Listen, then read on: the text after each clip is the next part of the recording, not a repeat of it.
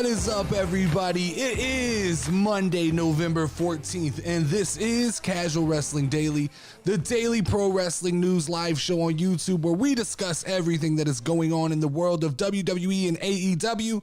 If you enjoy the content and you're feeling a little bit oozy, you are welcome to go ahead and click the link in the description of this video to donate a couple of dollars. If not, that's okay. Just sit back and enjoy the next 15 to 20 minutes of pro wrestling talk.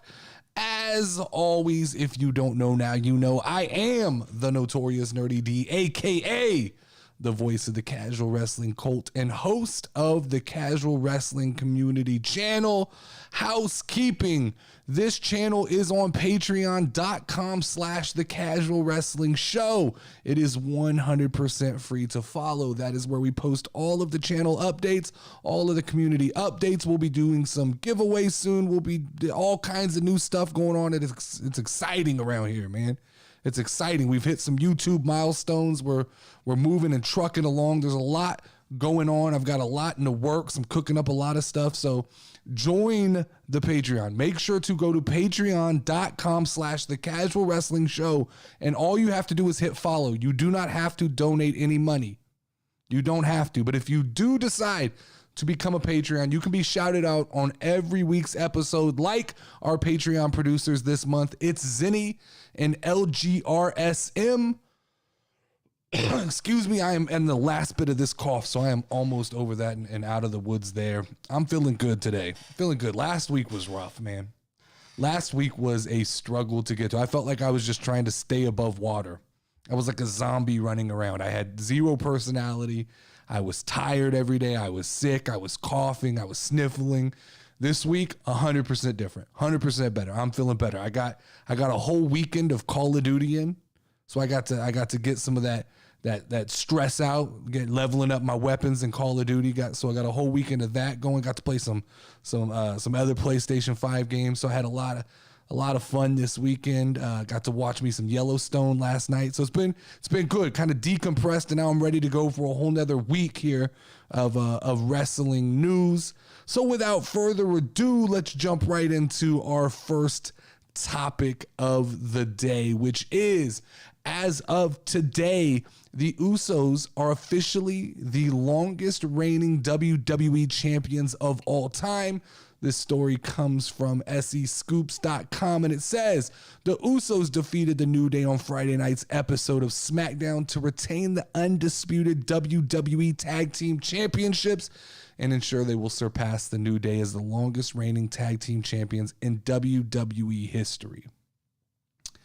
Does this surprise anybody? Is there anybody who's surprised? We are basking in a moment of time right here. With the Bloodline, with the New Day, with the Bloodline, with Roman Reigns, with the Usos. This is a moment, man. We got to cherish this moment. This is real. This is all real. This doesn't surprise me. I don't even think this is big news. I got to put it number one, but I don't think it's big news. I think the bigger news that it's time for us to start discussing here. It's time for us to start really asking this question. The bigger question is, are the Usos the greatest tag team of all time? How do you dispute that? Like old heads, how do you dispute that? IWC, how are you going to dispute that? You're all going to try. You're going to come at me with a bunch of old tag teams that I've never watched and tell me how great they were.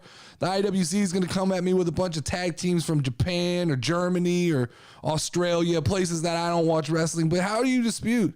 How do you dispute that the Usos are arguably, not arguably, they're the greatest tag team of all time. 3-time Raw Tag Team Champions. 5-time SmackDown Tag Team Champions. 483 current days as champions and 863 total days as tag team champions in the modern era of professional wrestling. Where's your argument? Where are we arguing here? Who are we? Are we arguing? Are the old heads going to argue for the Road Warriors and the Legion of Doom? I get it. I get you got some nostalgia towards that, but they're not the Usos, guys. They're not doing what the Usos do right now in this moment of time. They're not as impressive as this current run of the Usos that we are rocking with. We are rocking and rolling right now. Like, we need to embrace this. This won't happen again, probably in our lifetimes. Like, we won't see these records that Roman Reigns and the Usos are breaking again in our lifetimes. Let that sit in for a minute. Like, this is a golden era of wrestling that we're sitting through. And like I said, old heads, you want to come at it? Come at it. IWC, you want to come at it? Come at it. Like, I make an argument for the New Day even. I can make an argument that the New Day are the second greatest tag team of all time.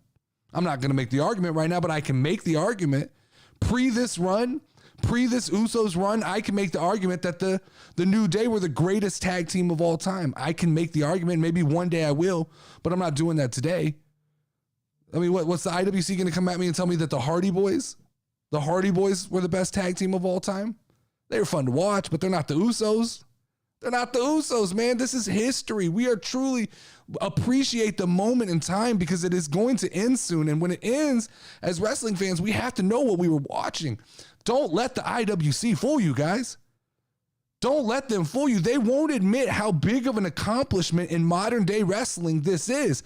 They probably want to tell you how the Young Bucks have done so much more than the Usos. The Young Bucks are so much more impressive than the Usos, especially in all of those little gymnasiums that they sold out. All of those 60 to 80 ticket venues that they've sold out. That makes them the greatest tag team of all time. Come on, guys. Come on, guys. The Usos are main eventing SmackDowns. The Usos are workhorses. They're on Raw. They're on SmackDown. They're on every premium live event. Don't come at me with the Young Bucks argument, right? There's a huge gap in professional wrestling between the Usos and everybody else. I said it. It's a huge gap. I get you like your FTRs and how they come out with 37 different belts from 30 different promotions that I've never fucking heard of. That's great. That's great. But they're not in the big leagues. They're not doing it on the big stage. They're not doing it every week on the biggest wrestling show in the world. They're just not doing it, right? There is a huge gap between the Usos. Then you got the New Day, and then you have the rest of tag team professional wrestling. And I'm not sitting here. This isn't meant to be an argument. We're not arguing this. The AEW tag team division is not. When I first got back into watching wrestling, when I came back about 2 years ago, I started watching the IWC. They saw an opportunity to sink their teeth into me, and they came at me and they started telling me the tag team division in the AEW is just so much better than the tag team division in the WWE. And I watched for a while. And I drank the Kool-Aid for a minute. I was like, oh yeah, no, you're right. And then as I got to sink in and form my own opinions, I go, what the fuck are these people talking about, right? There's nobody better than the Usos. There's nobody better than the New Day. They are the best professional wrestlers. And when I say professional wrestler, I mean entertainer, I mean wrestler, I mean showman, I mean ability to move merchandise. These guys are the guys. It's not the Acclaimed. The Acclaimed are on their way. I'm not mad at the Acclaimed. I'm not mad at the Acclaimed. The Acclaimed are on their way. And believe me, the Acclaimed are more watching the New Day and the Usos than they're watching the Young Bucks. They're modeling their career after the GOATs, not after the Bucks. Trust me, this is happening. So take the time today. If you're feeling a little bit oozy, take the time today and appreciate this. Appreciate the longest reigning tag team champions in WWE history. We're not seeing this again. And this isn't over, guys. We don't even have an expected expiration date on these guys. There's possibility this goes through WrestleMania. There's a possibility these guys hold these belts 1,000+ days. Get ready for it. Get ready and appreciate it because it's happening, man. Story number 2 here. Saraya brought up her return on the Sessions podcast with Renee Paquette. She stated that during her AEW matches, she is not going to allow anyone to attack her from behind. Saraya also claimed that she has PTSD as a result of her injury since it was a whiplash effect that caused terrible damage. She said, and I quote, "Please don't do anything from behind me. That would piss me off. It would be something I wouldn't tolerate. Until I'm fully comfortable with it, just don't do anything from behind me." Excuse me? Excuse me? What? This is a real quote. I'm not having to dig for these things, guys. This is a real quote. This is on Renee Paquette's podcast. This is a reputable, this isn't digging to some podcast that some guy accidentally went on and said some, excuse me? Like, you just came out on Dynamite last week and announced, you waved a paper in our face. You posted it on Twitter. You told us you were 100% clear to wrestle. I'm not sure. I know what 100% means. I'm not sure Saraya knows what 100% means. What was that? Just 100% physically clear to wrestle? Doesn't even sound like you're there yet. Because what it sounds like by no means to me is, are you 100% mentally prepared to get inside that ring? You're telling me, let me get this straight, Saraya. You're telling me that everyone in AEW can only attack from one angle. They are not allowed to get behind you because you're going to freak the fuck out and God knows what you're going to do. You're telling me that these stipulations that you're placing on a bunch of women who are trying to ascend to the top of an AEW women's division, you're telling me this is good for that division? This is good for the old head to return, the prodigal one back from injury, to come back in AEW, tell everybody this is her house, but you can only use the front door. This is my house, but you can only use the front door. Don't even think about coming in the back. That's good for this division. You're telling me that you can dictate the point of attack in matches that are already a little bit predictable, Saraya, but now you're telling me that if they get behind you, we know nothing's going to happen. How interesting can you make your matches? How interesting can you're telling me they have to look you in your eyes. You have to be prepared for what they're about to do to you. You're like, listen, guys, you're telling me that Saraya is ready to take a real bump when she says things like this. Not some hip toss bullshit, but like a high risk bump, maybe off the top ropes, maybe something that's just a little bit awkward. You're telling me she's not going to freak out? You can't throw words around like PTSD. Britt Baker is damn near okay week in and week out with fucking complete body mutilation. She leaves the ring bloody, beat up, injured, hurt, hit from behind, hit from the side, hit with a chair. And you're telling me that she's supposed to go out and perform in a match with somebody who says, look, we're going to do this. You look me in the eyes. It's like Mortal Kombat where your character can't turn around and face the other direction. What is going on here? What are we really supposed to do? And you can't throw out words like PTSD like they don't mean anything. Like, that's a serious thing. If you really believe that you have PTSD and you're going to get into the ring, you're not 100% mentally ready, and you're going to get into a ring with women who are supposed to 100% trust you. This is the fucking AEW circus. How do you work heel against Saraya? How do you work as a heel against her? Because fucking heel 101 is to attack the babyface when they're not looking, is to do some underhanded, sneaky shit. And instead, you have to tap her on the shoulder and tell her, are you ready for me to attack now? My expectations for Full Gear just fucking went down the toilet. Like, we have every opportunity, Tony Khan, to fix all these problems, and we're still fucking doing this. Tony Khan, where is your public relations team? Where is your media management team? Who the fuck is approving these wrestlers to go on these podcasts and just say whatever it is they want? Who keeps letting these AEW wrestlers talk? You guys keep talking like this freedom that these AEW wrestlers have is such a great thing, but there's Plaxico Burress up in here. They're just all shooting himself in the fucking foot. One after another. Eddie fucking Kingston. Now we got Saraya. There's been other people who have done it. You got Sammy Guevara getting booed out at boxing matches. Like, where is your media relations team that fucking tells your guys some things are better left unsaid? because I can't make this up. Tony Khan, right now, on the spot, this is an offer. Hire me right now. I will fix all of your public relation problems and all of your public speaking problems from your wrestlers. It's a simple fix. Hire me right now. I have a one-step plan to fix the AEW and their media relations problems. You know what it is? I walk into the locker room. I go, hey, assholes, shut up. Stop talking. Problem fixed. It's that simple. Stop going on podcasts and saying real wild shit. It's not working. It's not making the casual fans are sitting in the corner going, what is with this circus? What is with these crazy people? It's fine. Honestly, it's fine. But like this honesty shit that AEW's like taking pride, like it reminds me of Talladega Nights when fucking, and MJF did it a little bit as a joke, but like it really does remind me of Talladega Nights when these guys are like, with all due respect, and then say some real stupid shit. Honesty is fine, but save the honesty shit for when you retire. Paige, when you retire, then you can come out and say how scared you are, how you had PTSD, but to just put that out there in the world, to just tell everybody you're not going to allow someone to attack you from behind, that's shit messaging, man. That's just shit messaging. It's like you took me, someone who was a little bit excited for fucking Full Gear, and now I'm like, that match is like, what? I may watch it now just to see if it's a garbage truck, like on fire, to see if it's a shit show.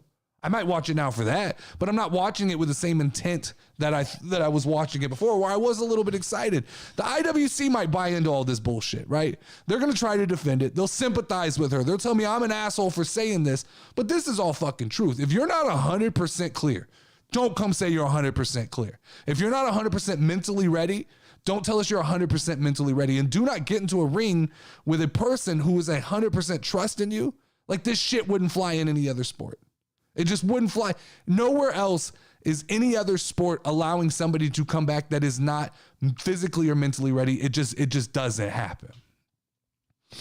Let's go here to story number 3. The SmackDown Women's Champion Ronda Rousey is set to take on SHOTZI at Survivor Series live event on November 26th. The title match was made official in the November 11th WWE SmackDown, where SHOTZI defeated Liv Morgan, Raquel Rodriguez, Sonya Deville, Lacey Evans, Xia Li in a six-pack challenge to emerge as Ronda Rousey's next challenger. SHOTZI takes a lot of shit. I see it all over the internet. I see Twitter, and a lot of it is not unwarranted. Let's get that right. I understand. I think some of it's unwarranted, and then some of it's not. I get SHOTZI has like this tendency to say some real immature shit online and then not understand that there's ramifications, right? You have to understand every word that you speak out has to be calculated, SHOTZI. It just does.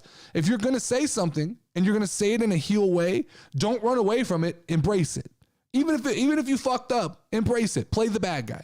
You can be the bad guy. I don't think SHOTZI likes to be the bad guy, but you can be the bad guy. I'm not going to ignore the fact that she's done some questionable things. What I will focus on is marketability.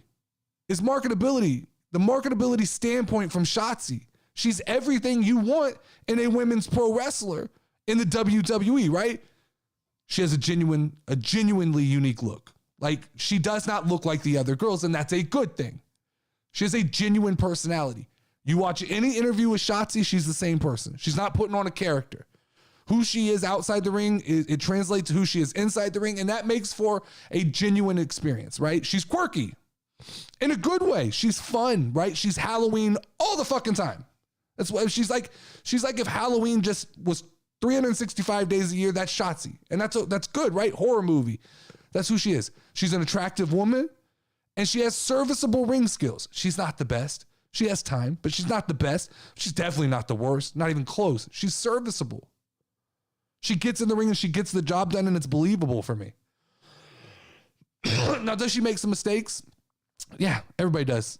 Is the crowd or the IWC a little harder on her because she goes on Twitter and says things? Oh, sure, 100%. But that's IWC. You have to take them out of the equation, especially if you're looking for a run in WWE. And it can't be overlooked. I mean, I'm going to overstate this. You can't overlook her marketability with kids as well. My kids love her. My kids think she's fucking amazing. They think she's so cool. We had to drive around the city for like 3 weeks looking for a SHOTZI toy. that I thought was non-existent until we went into a specialty shop where they sold like this premium $40 SHOTZI figure. But like that's what it meant to my child. So she is marketable to kids, and kids buy into like the whole Halloween thing year round. Green hair. Everything about SHOTZI screams, to me, she is what you get if you take Sasha Banks and Paige and you mash them together and you create a wrestler. It's marketability. It's the best of both. And so this is a big opportunity. I think this is the right decision by Triple H. Now, realistically, let's be realistic. Like, let's come back to earth for a second. She's a placeholder for Ronda Rousey because she needs an opponent at a big show, and you're the new fresh face that we can put in front of Ronda Rousey. That's what this is. Sucks, but we know that's what it is. But let's remember, let's real talk now. I'm cooling off on Triple H. I know everybody else, and I got no problem. I'm glad you guys are able to hold that excitement longer than I can, but I'm cooling off a little bit on Triple H here. I don't know if he's the savior of pro wrestling that we thought he was going to be, or if he just kind of came out the gates hot. And I'm not willing to like drink the Kool-Aid and start buying into the religion that Triple H is saving the wrestling industry, because I do believe right now, more of the same. Ronda's going to hold this belt for the foreseeable future, and we're locked in on who our champions are kind of locked in. And going forward, I think Triple H has booked himself into some corners that we'll talk about on Friday. But right now, what I say is, how unpredictable would it be if SHOTZI actually won this match? If actually in the SmackDown's women's division, there was an era of unpredictability. Liv could be champion. SHOTZI could be champion. Ronda could be champion. Shayna could be champion. We need some movement in those belts, because right now those belts are fucking stagnant. Gunther's not losing anytime soon. I don't think Seth Rollins is losing anytime soon. Roman's damn sure not losing anytime soon. Usos probably aren't losing anytime soon. So the only belt we have belts, we threw the 24/7 title, the one title that changed hands all the time, we threw it in the trash can. And so the only title that's going to move around is what? The women's tag team titles. And we're supposed to buy into the fact of like, this is real predictability, believability, all that. I don't get it. What if SHOTZI won? What would it hurt? You can get that belt back on Ronda at any time. She can beat Ronda. I mean, she can beat SHOTZI. Ronda can beat SHOTZI at any time and take the belt back. But what if she won? What is the unpredictability there? To me, I still don't understand Ronda Rousey. This enigma of Ronda Rousey, the Ronda Rousey situation, as I like to call it. Like is she still moving the needle the way we're supposed to believe she is? I don't see a ton of fanfare. I don't see a ton of crowd reaction for Ronda Rousey anymore. I don't see the mainstream media jumping on her appearances in WWE and screaming like, oh my God, the UFC girl, she's now a wrestler. So I don't know that every time she holds the belt, I don't know that we're just elevating the product to this new level. I will admit that Ronda Rousey looks more comfortable in the ring, wrestling, but she is still so rough on a microphone. For somebody who's been in the public spotlight for a hot minute now, who's been in professional wrestling now long enough that you either got it or you don't, and I don't see it. She speaks like a high school student giving a presentation in front of an auditorium, someone who fears public speaking. It's very muted and quiet and like that's cool. Ronda doesn't need to talk, but also I don't know that she's not Charlotte, guys. She's not Becky Lynch. She's not a pillar of the division. If Ronda Rousey disappeared tomorrow, I don't think anybody cries. I don't think anybody's that sad. And that's not an indictment against Ronda Rousey. It's just to say that, like, I think some of this long-term title holding is starting to take a toll on people. And on this Friday's podcast, I do really want to talk about with Level Up Lauren, who's the next champion that's going to fall? Because it's starting to look like all these champions are their feet are in cement and they're kind of locked into their position. But all predictions say that like these are the champions we're supposed to have when we get to WrestleMania, right? They're talking about Ronda Rousey fighting against Becky Lynch, Roman Reigns fighting against The Rock, right? Gunther versus Cena or Sheamus at WrestleMania. Like, I don't, at this point, who's next? What's the next domino to fall? And don't tell me tag team champion, the damage control. Like, that's an afterthought. You guys for so long didn't care about those belts that you have to earn back our trust on those belts.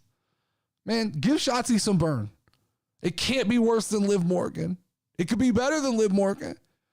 I mean, the new Liv Morgan is even more interesting. Like, I'm not sure WWE knows how to book right now when it comes to an unestablished champion.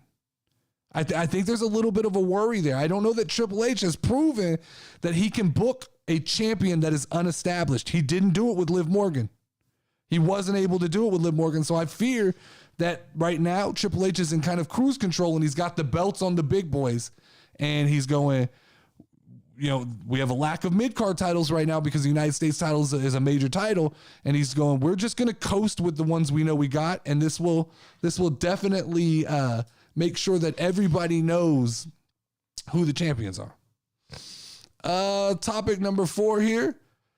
WWE cameras caught up with Lacey Evans backstage after the devastating loss in a 6-pack #1 contender challenge. On SmackDown, Kathy Kelly asked Lacey to comment on what could have been a career-defining moment for her had she not fell short of seizing the opportunity. Evans had a strong worded response. I have done everything that I've needed to do to not only get my foot in this door, but to get opportunities.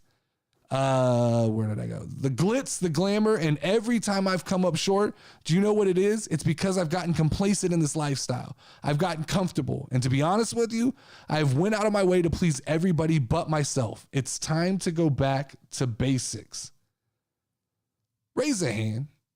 Anybody who's listening to this, and if you've listened to me, I'd say last 6 months, raise a hand.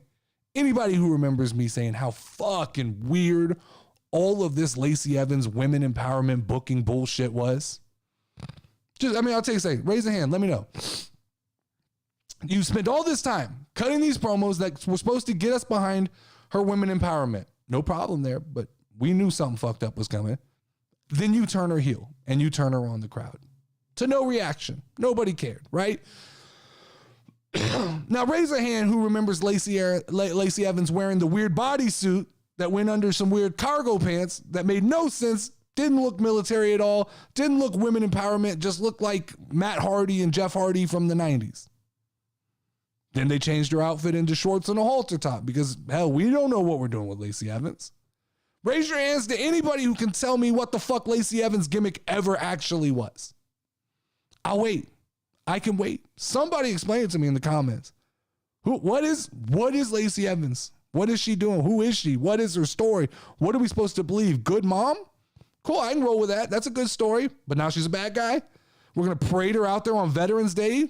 Like that propaganda kind of bullshit? Like, don't patronize us as fans. What are we doing with her? The problem is now I don't know if Lacey Evans is the product of bad booking, bad character development, or is it WWE's fault? Do I just not like Lacey Evans? I don't think so, because I see her on social media. She seems like a cool person. So I don't think that's it. At this point, it's not an indictment against Lacey Evans, but like WWE has booked her into the most ass character I've seen in a long time. And I don't know if I can get past any of this at this point. Like, they do this with Mustafa Ali. They do this with Lacey Evans. You fucking flip-flop, change around, turn heel, face. What is this? I'm going to wear this outfit. I'm going to do this. My gimmick, my song changes. They do this so many times that at a certain point I go, I'm done. I don't even want to play the game. I don't want to pretend to try and figure it out anymore. And some of this blame, I get, we can put on Vince McMahon, right? We can take anything that we don't want to put on Triple H. We can go, well, that's a Vince problem. Vince liked Lacey. Vince was the one doing all the women empowerment stuff, but Triple H has had enough time to correct some of these wrongs. And if this is it, this is his one shot to get this rebranding of Lacey Evans right, because on paper, everything about Lacey Evans should make sense and should work. She's good in the ring. She's got the right look. She's got all the intangibles. She should be fine, especially to just survive in a mid-card division of the women that needs talent. But the more I inspect this Triple H era, the more I'm coming to realize Triple H might be a little more Tony Khan than he is Vince McMahon. He might like the shiny toys, and he might not know what to do with the old guard, the old toys that have been sitting there a while. If Lacey Evans comes back with a half-ass work gimmick, it will be obvious to me that Triple H might not be a great character guy. He might not be a guy who can take people who are in need of character and inject that life into them. Triple H is good at finding these indie wrestlers that have a little bit of an established following, that have a little bit of an established character, but they're grounded in reality, and they get out there, the Johnny Garganos, the Poison Pixies. He's good at getting those people and rounding them out and fleshing them and kind of building it and then pushing them to the audience and going, you enjoy. What I haven't seen from Triple H, and this is a short time, we have a short amount of time, but we also have NXT, is a ton of character creation, larger than life characters. And let's not kid ourselves. The Fiends, the Bray Wyatts, the Drew McIntyres, the Roman Reigns. That's what we're coming to watch. That's what we're turning on the TV for. Now, we stay for everything else, but that's what we're turning on. Triple H in the women's division, at some point, he can't just lean on Becky, Bianca, Ronda, Charlotte, Bayley. They're not going to be around forever, and we will get fatigued with those people. The fatigue for Bianca is setting in because they're not doing a lot of interesting stuff with her. If you think back to a year ago, I don't think there was any wrestler in WWE that was hotter than Bianca Belair. I think there was a consensus going around that she was the next big thing, that she had John Cena vibes. And here we are about 6 to 8 months removed from that. And I don't think Triple H has done anything necessarily to benefit Bianca except get her stuck in just a 3-month-long feud with Bayley that has been more about booking groups than it is about building Bianca's character up to where we need. I need to see Triple H start building some new IP. I need to see Triple H start. I need to see when Tommaso Ciampa comes back. I need to see, like, this Dexter Lumis thing, it's falling flat. Johnny Gargano's experiment, it hasn't been as exciting as I thought it was going to be. Hit Row. All these names that we were super excited for, what have they really done? And what are they really doing? He might have a little bit more Tony Khan than he has Vince McMahon, and I don't necessarily know if that's the greatest thing in the world. Last story of the day here. Former TNT champion Miro hasn't been featured on AEW television lately, and there hasn't been any reason provided for his absence by Tony Khan or AEW. He was randomly thrown into a 6-man tag match at the now infamous All Out pay-per-view on September 4th. Miro teamed up with Darby Allin and Sting to defeat the House of Black at the pay-per-view. A fan on Twitter put together some highlights of the Redeemer and an All Elite Wrestling, and Miro responded with, "Remember that guy?" A nod to his mysterious lack of television time on Dynamite and Rampage. So many shiny toys in AEW. There's so many shiny toys, right? I mean, just every week, Tony Khan goes to the now defunct Toys R Us and buys a new wrestler.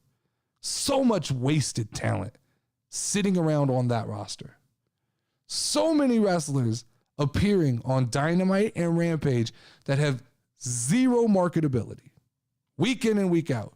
You know why? Fan service. So much fan service. AEW. You know why IWC loves it? Because Tony Khan bends to their will. Whatever they say, that's what he's going to do. And he's not trying to build a company. He's trying to serve the fans. I wonder often if there is a sign in the gorilla position at AEW that says you must be this small to hit the ramp. Because that's what, when I watch AEW, that's what it feels like, man. It just feels like anybody of any like marketability, you can't get past that gorilla position. Look at Miro, man.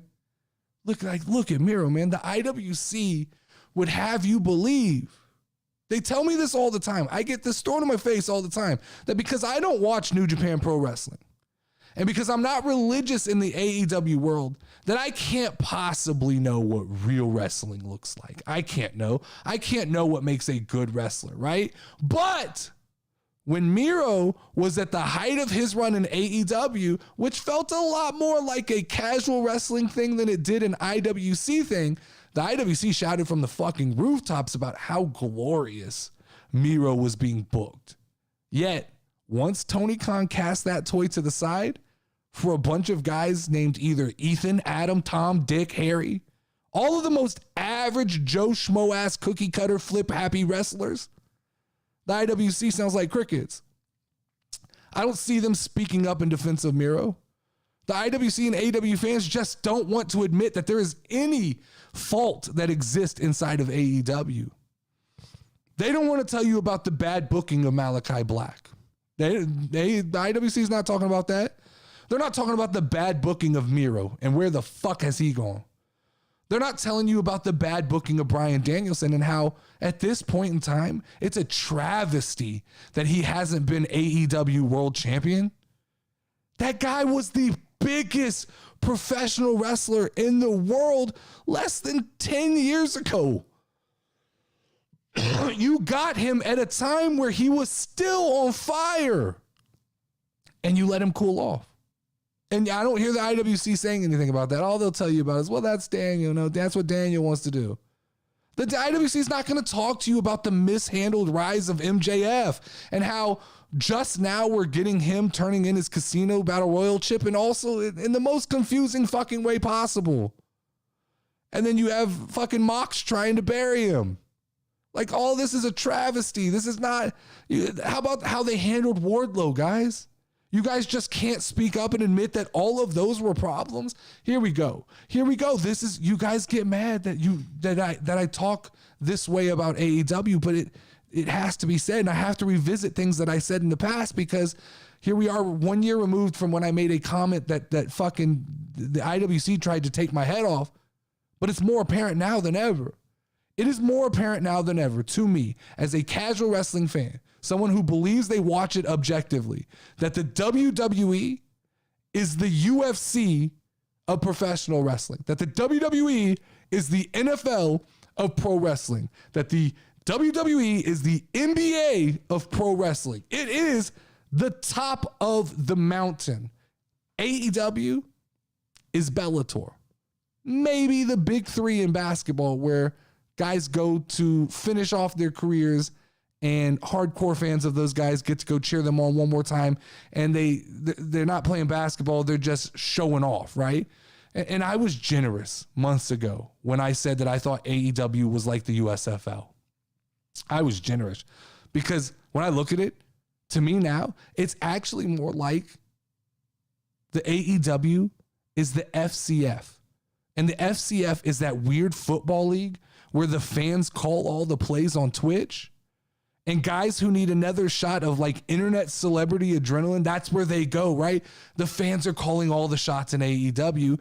And these are a bunch of narcissistic wrestlers who just need the internet. Not all of them. Some of them are there because it's the only place they can wrestle, and they're going to wrestle and they're going to put on a show. But there's a lot of these guys, Young Bucks, Kenny Omega, that are just there for the narcissism, for the adrenaline hit.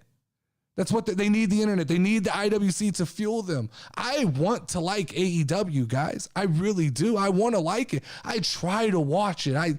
Every Wednesday night, I turn the TV on and I sit down and I grab my popcorn and I go, I'm going to enjoy this. I'm going to keep an open mind. And then I see Ethan and I see Tom and I see Dick, Harry, Joe, Schmo, a bunch of guys in the same fucking underwear tights that all look like they've been cut from a cookie cutter mold, that are under 6'1", that flip around the ring, that have no personality, no character.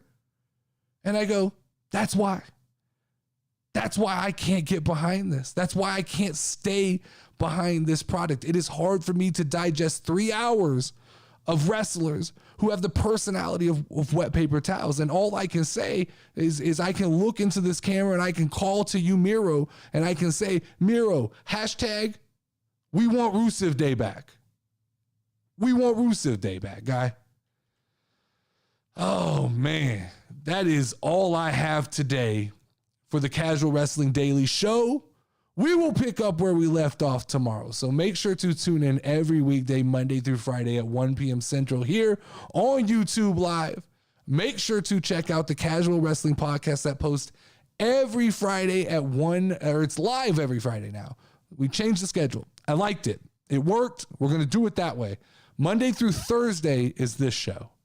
And then on Fridays, we're going to record the podcast with Level Up Lauren. That is the day that she is available to grace us with her wrestling opinions. Also, make sure to check out WWE in Review. We got off track last week, but this week we will be right back to where we need to be with Hulk Hogan and The Rock. We recorded that episode. On that show, we go back and watch old premium live events and old pay-per-views, and we rank them on the most notorious casual wrestling match list ever. As always, I am the Notorious Nerdy D. I will talk to you guys tomorrow. Step in the ring, if you ready, let's go. Hey, casual wrestling community show. You already know, talking WWE. Keep it rolling and hosted by Notorious Nerdy D. Don't be show that you gon' find. Tune in cause it's online. Hit 'em with a figure 4 leg lock, power driver or clothesline. We bringing that heat like for show. But you